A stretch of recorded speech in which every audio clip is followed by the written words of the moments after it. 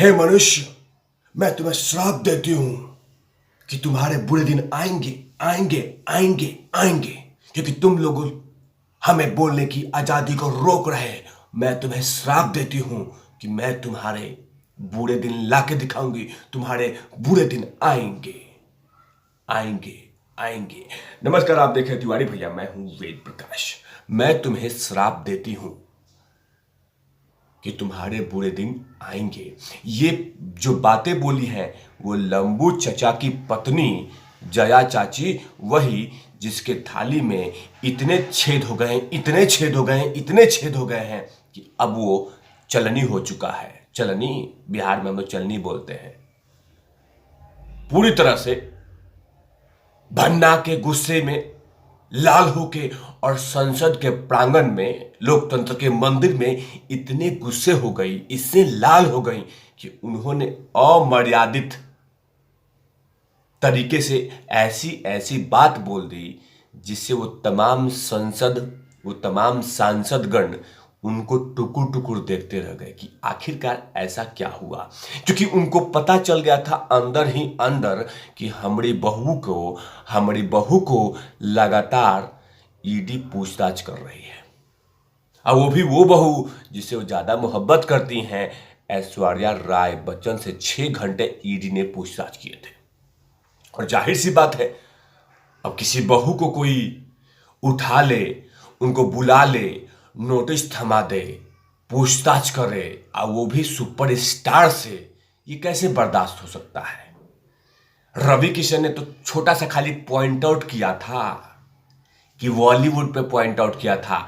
यहां तो जया बच्चन जी के परिवार के ऊपर में ही पॉइंट आउट हो गया है कि पैसा की चोरी और पैसा की हेरा फेरी हुई है। अब वो कैसे डाइजेस्ट कर सकती हैं, वो कैसे चुप हो सकती हैं, वो कैसे रह सकती हैं, तो कैसे चुपचाप रह सकती हैं। वो कहीं ना कहीं उसका गुस्सा बाहर तो निकलेगा।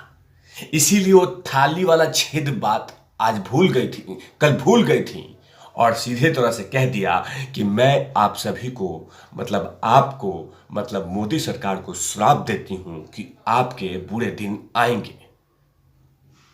क्योंकि चर्चा था, नारकोटिस्ट एक्ट पे डिबेट चल रहा था और उनको बोलने का मौका नहीं दिया गया। इसी गुस्से में आकर वो तिलमिलाकर ये तमाम बातें कह दी। सोचिए कि अंदर में गुस्सा कितना पल रहा है। लेकिन किसी ने आज तक ऐसा नहीं देखा होगा कि मोदी सरकार के किसी मंत्री या मोदी जी को ऐसे करते हुए।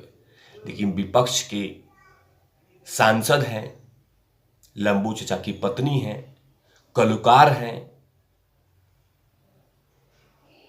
और उनको यह अधिकार मिलना चाहिए कि हम कलुकार हैं तो हमें करप्शन करने का चार्जेस होना चाहिए, हमें ड्रग्स लेने का चार्जेस होना चाहिए, लड़कियों को नोचने का चार्जेस होना चाहिए, कास्टिंग काउच जैसे वर्ड होने चाहिए। हम किसी को कुछ भी कर सकते हैं, हम किसी को करियर चौपट कर सकते हैं, हम किसी को कुछ भी कर सकते हैं। ये तमाम अथॉरिटी हमें मिलनी चाहिए।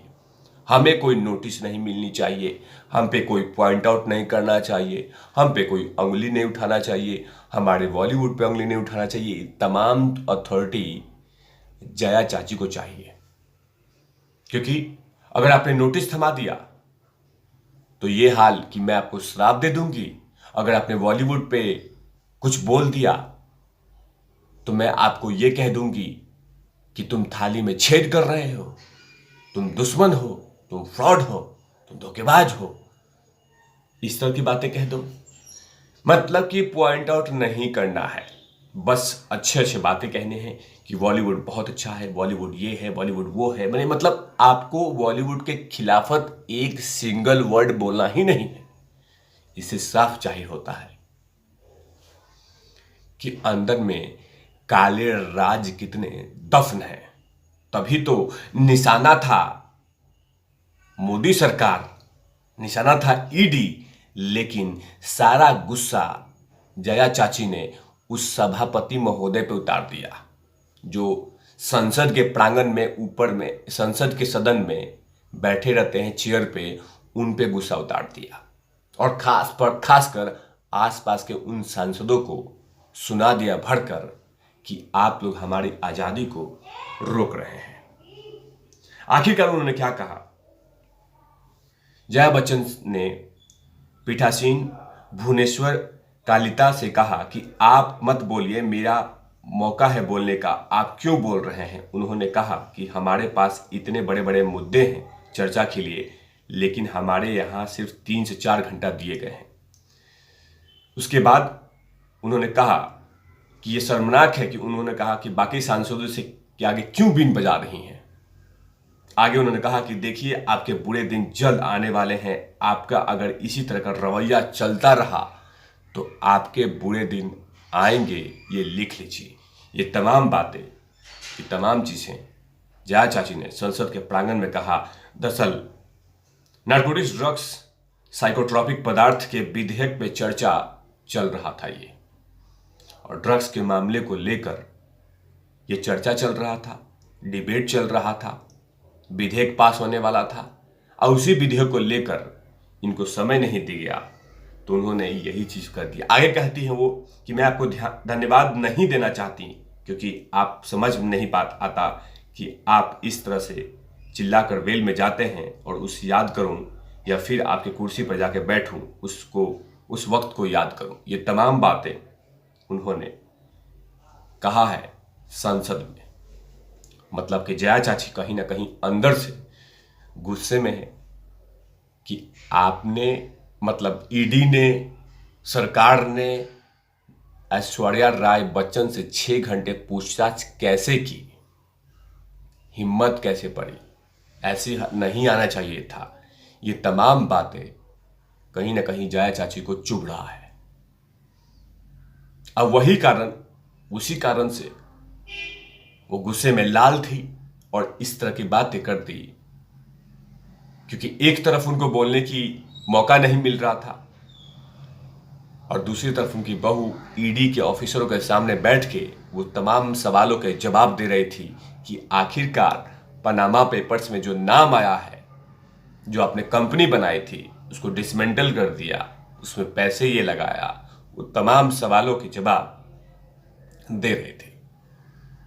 इसी को लेकर जया चाची का इतना गुस्सा भड़ गया अंदर से कि वो दोबारा वो रिपीट कर दिया जब रवि किशन ने ये कहा था कि बॉलीवुड में तो ड्रग्स चलता है, ड्रग्स, लोग माल फूंकते हैं, माल।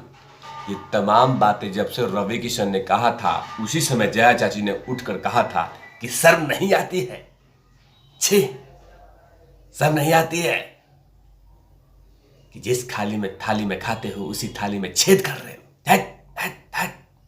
इस तरह से गुस्से में लाल थी। लेकिन कहीं ना कहीं अंदर से दुख तो है कि मेरी बहू को ईडी ने क्यों बुलाया। तभी तो इस तरह की गुस्सा देखने को मिला संसद के सदन में, प्रांगण में। तब तक के लिए आप देखते रहिए तिवारी भैया। मैं हूं वेद प्रकाश, कैमरामैन ध्रुव लाठी के साथ। Over and out, love you.